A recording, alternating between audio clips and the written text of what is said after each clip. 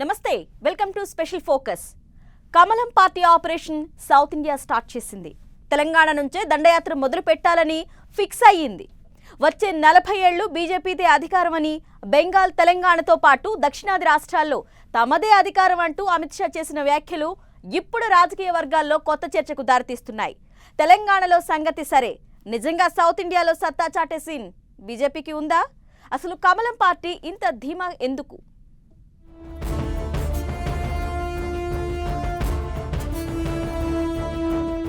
రాబోయే 40 ఏళ్లు బీజేపీదే అధికారం.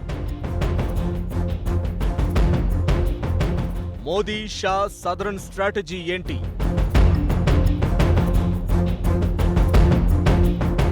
దక్షిణాదిపై కమలానికి నమ్మకం పెరిగిందా? సదరన్ స్టేట్స్ లో సత్తా చాటే సీన్ బీజేపీకి ఉందా?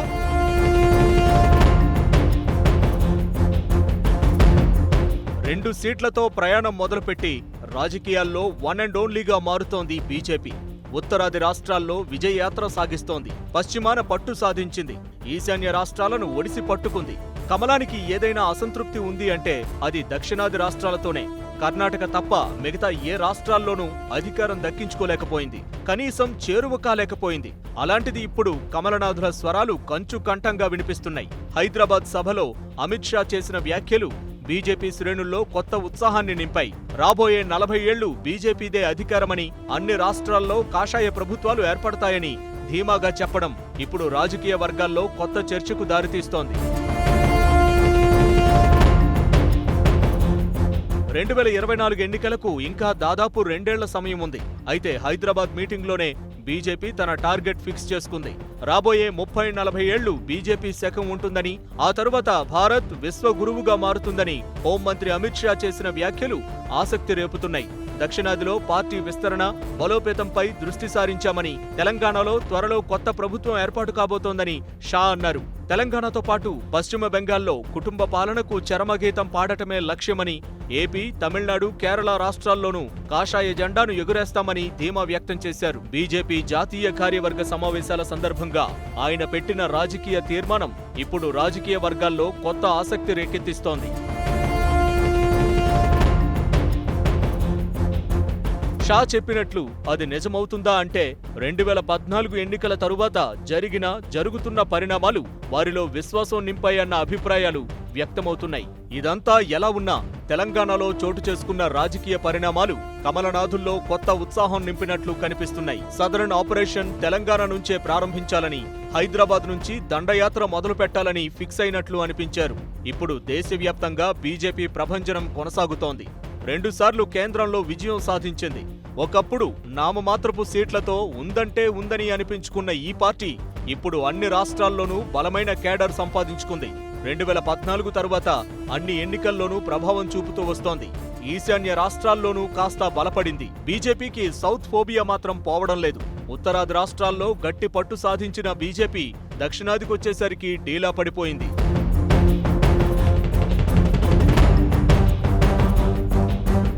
దక్షిణాది రాష్ట్రాల్లో స్థానిక పార్టీలు బలంగా ఉండటంతో కమలం పార్టీ పావులు పెద్దగా పారలేదు. దక్షిణాది రాష్ట్రాల నుంచి బీజేపీకి జాతీయ స్థాయి నేతలు ఉన్నా అధికారం తెచ్చిపెట్టే నాయకులు మాత్రం కనిపించలేదు. కొన్నేళ్లుగా బీజేపీకి దక్షిణాది రాష్ట్రాల్లో చేదు అనుభవమే మిగిలింది. అయితే 2019 ఎన్నికల తరువాత కమలం పార్టీలో కొత్త హోప్ మొదలైంది. తెలంగాణలో 4 పార్లమెంట్ స్థానాలు గెలుచుకోవడంతో ఇప్పుడిప్పుడే పరిస్థితుల్లో మార్పొస్తున్నట్లు కనిపిస్తున్నట్లు గ్రహించింది. మోదీ షా ద్వయం తమదైన వ్యూహాలతో దక్షిణాది రాష్ట్రాల్లో పార్టీ ఉనికిని చాటేందుకు గట్టిగానే ప్రయత్నిస్తూ ఉన్నారు.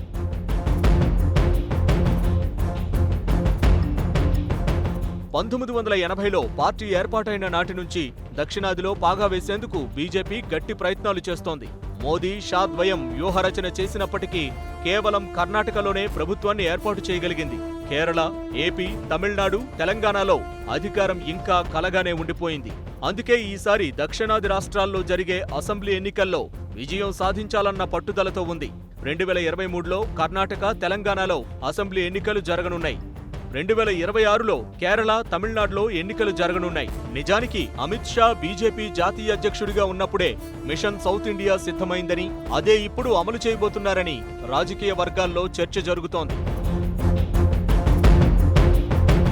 రాష్ట్రంలో బీజేపీకి పెరుగుతున్న ఆదరణతో తెలంగాణపై పార్టీ అధిష్టానం ప్రత్యేక దృష్టి సారించింది.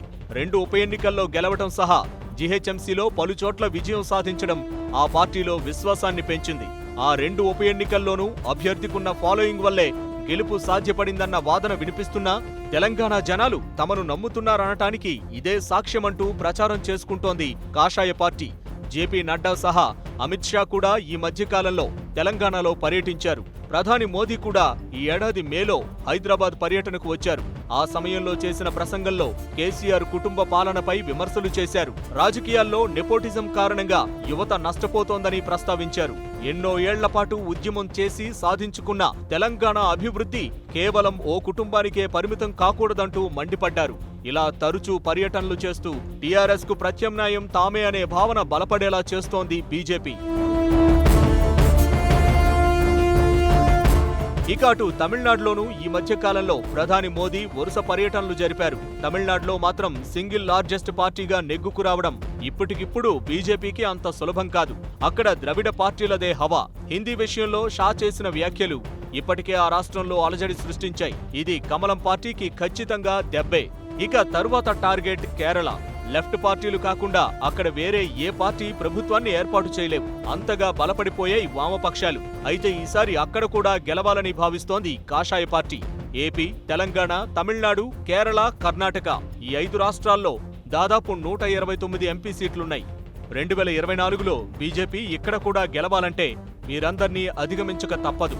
అందుకే ఈ ఎన్నికలను చాలా ప్రతిష్టాత్మకంగా తీసుకుంటోంది అధిష్టానం. వ్యూహాలు సిద్ధం చేస్తోంది.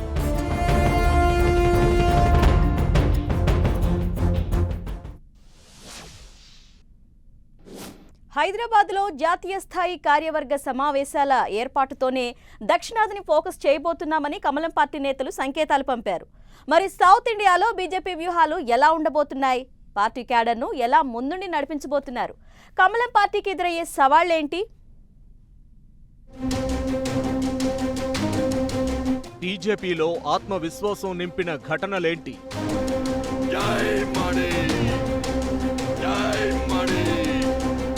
మిషన్ 2050ని కమలం అందుకుంటుందా?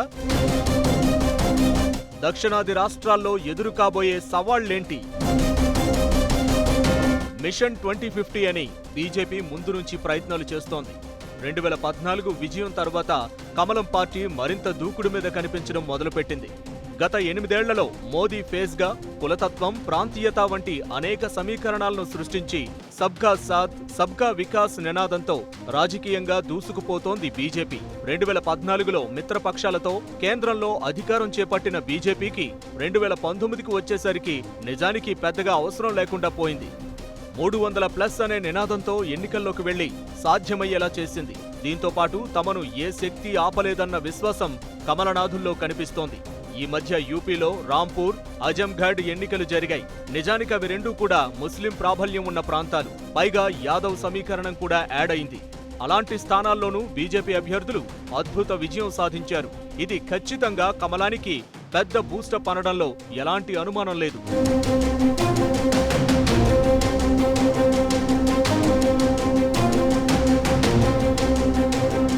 2014 ఎన్నికల తరువాత ఈశాన్య రాష్ట్రాల గురించి బీజేపీ నేతలు ఎక్కువగా మాట్లాడేవారు. కట్ చేస్తే 5 ఏళ్లకు అంటే 2019 నాటికి ఆ ప్రాంతంలో కమలం పాగా వేసింది. ఇప్పుడు కూడా సౌత్ను టార్గెట్ చేసుకుంది. హైదరాబాద్ మీటింగ్లో షా చెప్పింది కూడా అదే. మిగతా రాష్ట్రాల సంగతి ఎలా ఉన్నా మోదీ హవాతో తెలంగాణలో, ముఖ్యంగా హైదరాబాద్ లాంటి ప్రాంతాల్లో యువకులు బీజేపీ వైపు ఎక్కువగా అట్రాక్ట్ అవుతున్నారు. హైదరాబాద్ మీటింగ్ కేంద్రంగా పార్టీ శ్రేణులకు మోదీ గొప్ప సందేశమిచ్చారు. మైనార్టీలకు చేరువ కావాలని, దేశాన్ని శాంతి వైపు నడిపించాలని, ఉనికిని కాపాడుకునే పార్టీల తప్పుల నుంచి గుణపాఠం నేర్చుకోవాలని సూచించారు. నిజానికి ఈ 3 పాయింట్లు బీజేపీ కార్యకర్తలకే కాకుండా విపక్షాలకు ఓ సందేశంగా మారిందన్న చర్చ నడుస్తోంది. ఒక రకంగా మైనార్టీల విషయంలో బీజేపీ తీరుపై విమర్శలు చేసే విపక్షాలకు ఇది పరోక్షంగా కౌంటర్ అన్న అభిప్రాయాలు వినిపిస్తున్నాయి.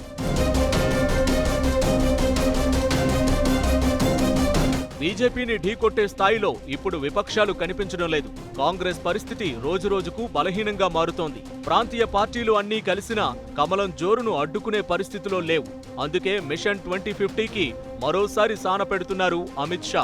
దానికి అనుగుణంగా వ్యూహాలు రచిస్తున్నారు. కుటుంబ పాలనంటూ టార్గెట్ చేస్తూ బీజేపీ నేతలు విమర్శలు గుప్పించడం వెనుక భారీ వ్యూహం కనిపిస్తోంది. కాంగ్రెస్, ఎస్పీ, బీఎస్పీ, టీఎంసీతో పాటు దక్షిణాదిన టీఆర్ఎస్, డీఎంకేను కూడా కుటుంబ పాలన వాదనతోనే ఇరుకున పెట్టాలన్న వ్యూహంతో కమలం పార్టీ కనిపిస్తోంది.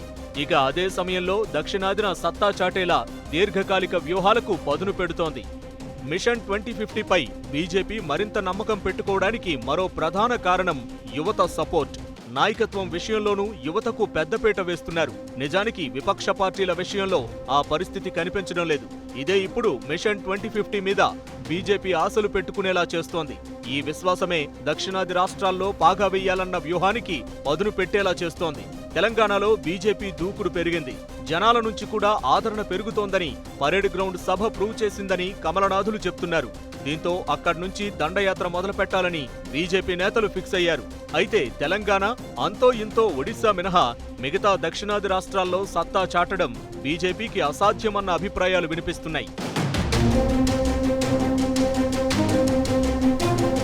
విపక్షాలు బలహీనంగా ఉన్నప్పుడే పార్టీని విస్తరించాలి, అధికారం చేజెక్కించుకోవాలని 2050 వ్యూహంతో బీజేపీ అడుగులు వేస్తోంది. ఇది ఉత్తరాది రాష్ట్రాలకు వర్కౌట్ అవుతుంది, కానీ దక్షిణాది రాష్ట్రాల విషయంలో సక్సెస్ అయ్యే అవకాశమే లేదు. దక్షిణాది రాష్ట్రాల్లో ప్రాంతీయ పార్టీలు బలంగా ఉన్నాయి. వాటిని ఢీకొట్టి అధిగమించాలంటే ఇప్పటికిప్పుడు కమలానికి సాధ్యమయ్యే పని కాదు. అయినా అసాధ్యాన్ని సుసాధ్యం చేయడంలో మోదీ, షా ద్వయానికి ఓ ప్రత్యేక పేరుంది. దీంతో దక్షిణాది రాష్ట్రాల్లో కమలం వ్యూహాలు ఎలా ఉండబోతున్నాయి, ఎలాంటి మలుపులు చూడబోతున్నామన్న ఆసక్తి జనాలతో పాటు రాజకీయ వర్గాల్లో వినిపిస్తోంది.